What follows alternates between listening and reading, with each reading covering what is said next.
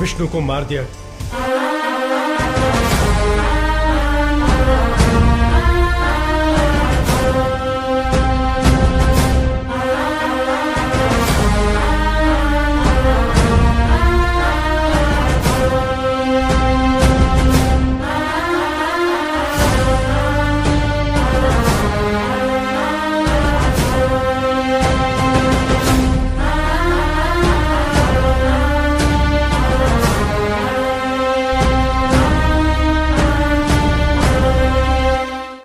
Thanks for watching guys.